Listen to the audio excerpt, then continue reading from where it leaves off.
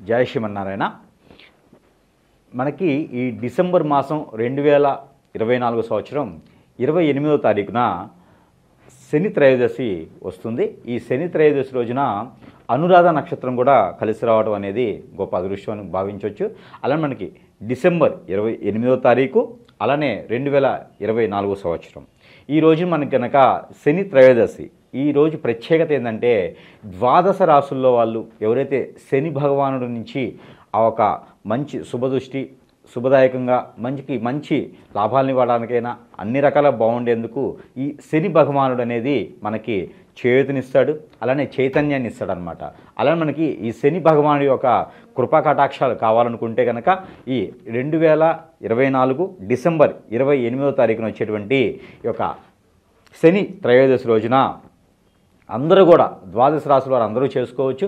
అందులోనూ ముఖ్యంగా వచ్చేసి మీనరాశి, అలానే కుంభరాశి, సింహరాశి, కన్యారాశి, కర్కాటక రాశి ఈ రాశి వాళ్ళు ప్రత్యేకించి పూజలు చేయడం ద్వారా ఆ శని భగవానుడికి కృపకి ప్రాతులుగా కావాల్సిందిగా కోరుతున్నాం. అలానే ఇంకొకటి ఏంటంటే, శని భగవానుడి చుట్టూతా ఆ రోజు ప్రత్యేకత, శని భగవానుడి చుట్టూతా 11 ప్రదక్షిణాలు చేసి ఆ శని భగవానుడి మీద నువ్వుల నూనె ఏదైతే ఉందో ఆ నువ్వుల నూనె మినిమం ఒక 150 గ్రాముల నుంచి 250 గ్రాములు చొప్పున ఆ నువ్వుల నూనె స్వామివారి మీద అభిషేకం చేసి, అలానే నల్లని వస్త్రము, అలానే ఒక మొల, అలానే మొలతో పాటు ఒక బెల్లము, జాజికాయ, అలానే దగ్గరలో మీకు దొరికితే కనుక కరక్కాయలు కూడా చాలా మంచిది. అలానే ఆ స్వామివారికి కావాల్సినటువంటిది ఏంటంటే కరక్కాయ, జాజికాయ, బెల్లము, మొల, అలానే నల్లని క్లాతు, అలానే నువ్వుల నూనె, నువ్వులు కూడా నల్లని నువ్వుల నూనె ఇవన్నీ కూడా తీసుకెళ్ళి కొబ్బరికాయ అంటే టెంకాయ ఆకులు, తవనపాకులతో పాటు ఒక్కలు 5 పెట్టాలి మినిమము. అలానే జీడి గింజలు కూడా దొరుకుతాయి మనకి. ఈ జీడి గింజలు ఎవరైతే కళత్ర దోషంతో బాధపడుతూ ఉన్నారో వాళ్ళు జీడి గింజలను కూడా ఆ స్వామివారి దగ్గర ఉంచవచ్చు. అలానే జీడి గింజలతో పాటు కొన్ని ప్రాంతీయ ఆచార ప్రకారంగా కాటుక అని దొరుకుతుంది మనకి. ఈ కాటుకను కూడా ఆ స్వామివారి ముందు ఉంచవచ్చు. అలానే మీకు రేగిపళ్ళు, అలానే రేగిపళ్ళుతో పాటు ఇంకా ఏమైనా రకాలైనటువంటి అరటిపళ్ళు, దానిమ్మ పళ్ళు కూడా ఆ స్వామివారి దగ్గర నైవేద్యం ఉంచితే మీకు ఎప్పటి నుంచో బాధిస్తున్నటువంటి శని భగవానుడి యొక్క కృప మీ మీద మంచిగా ఉండేదానికి ఆస్కారం ఎక్కువగా కనిపిస్తుంది.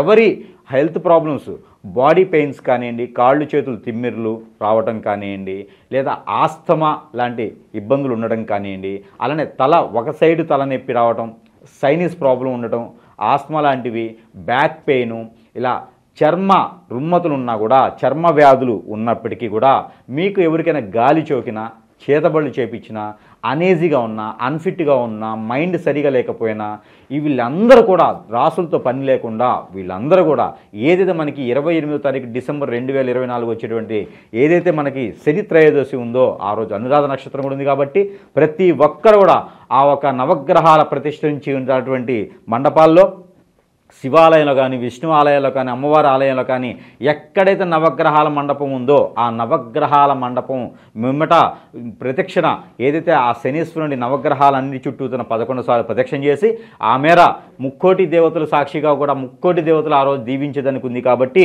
ఆ శని భగవాని యొక్క సమృద్ధి అయినటువంటి ఆ కృపా కటాక్షలు మీ మీద ఉండేందుకు తప్పనిసరి పరిస్థితుల్లో ఆ శని భగవానుడికి అభిషేకం చేసుకోవడం వలన మీకు అష్టైశ్వర్య ప్రాప్తి కలిగేదాకా ఉంటుంది. కాబట్టి మరొక మాట ఇంకోటి ఏంటంటే, ఆ శని భగవానుడికి తీసుకెళ్లేటువంటి వస్తువులు ఏవైతే ఉన్నాయో ఆ వస్తువుల్ని మళ్ళీ తిరిగి ఇంటికి తీసుకొచ్చుకునేదానికి పనికి రాదు.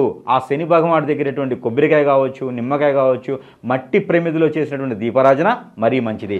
లేదు మీకు దగ్గరలో ఏదన్నా మీకు సమీప దూరంలో కానీ, మీకు దగ్గరలో ఏదైనా నాగపడిగలు కానీ, నాగపుట్ట కానీ అలా ఉంటే కూడా అక్కడ కూడా మీరు అభిషేకం చేసుకోవచ్చు. ఆ రోజు ఆ శని భగవానుడితో పాటు కుమారస్వామికి, దక్షిణామూర్తికి కూడా మీరు అభిషేకం చేసుకోవడం ద్వారా మరీ మంచి జరిగేటువంటి ఆస్కారం ఎక్కువ కనిపిస్తూ ఉంది. మట్టి ప్రమిద కాకుండా మనము బియ్యం పిండితో కూడా మీరు ప్రమిద చేసుకుంటే మరీ మంచిది. ఆ శని భగవానుడి వద్ద మట్టి ప్రమిద ఒకటే కాకుండా నిమ్మకాయ తొల మీద కూడా మీరు దీపారాధన చేయొచ్చు, ఉసిరికాయ మీద కూడా దీపారాధన చేయొచ్చు.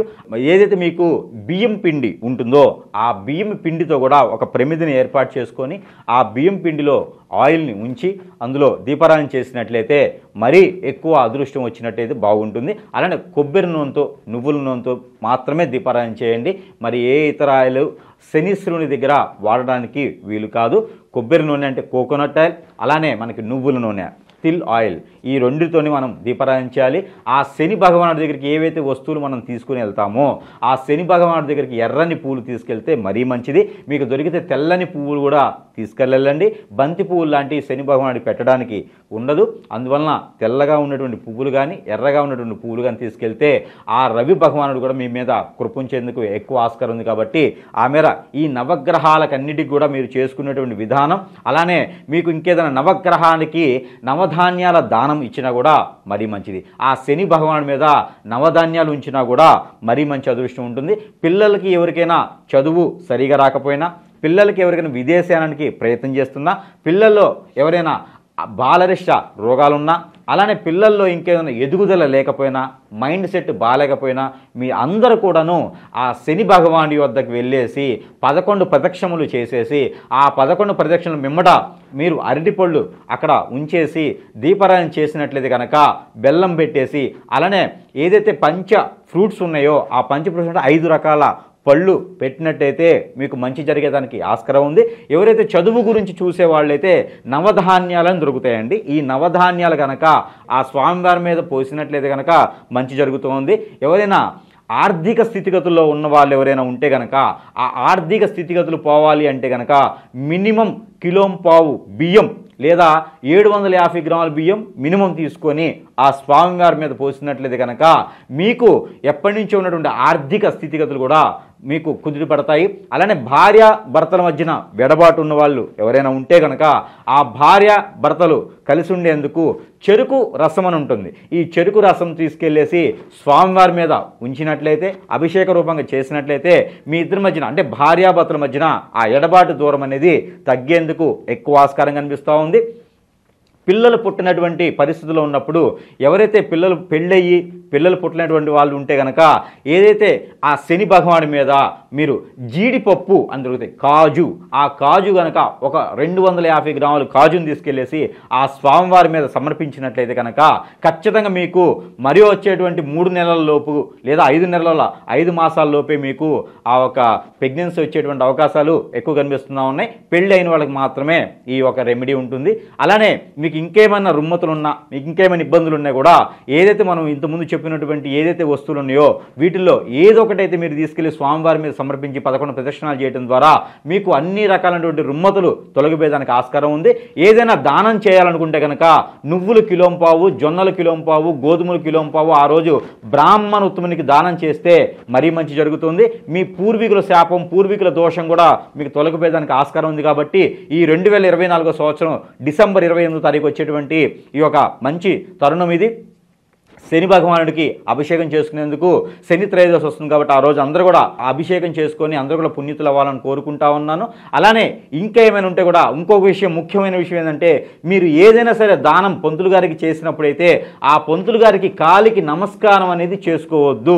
కాలికి నమస్కారం చేసుకోవడం ద్వారా మీరు శని భగవానుడికి చేసినటువంటి ఏదైతే దానం కావచ్చు, పూజ కావచ్చు, అభిషేకం కావచ్చు, హారతి కావచ్చు, అవన్నీ కూడా ఆ ఒక పుణ్యం అనేది మీకు రాకుండా ఉంటుంది. కాబట్టి ఎవరికైనా దానం ఇవ్వండి, కానీ కాలికి నమస్కారం అయితే మాత్రము ఖచ్చితంగా చేయవద్దు.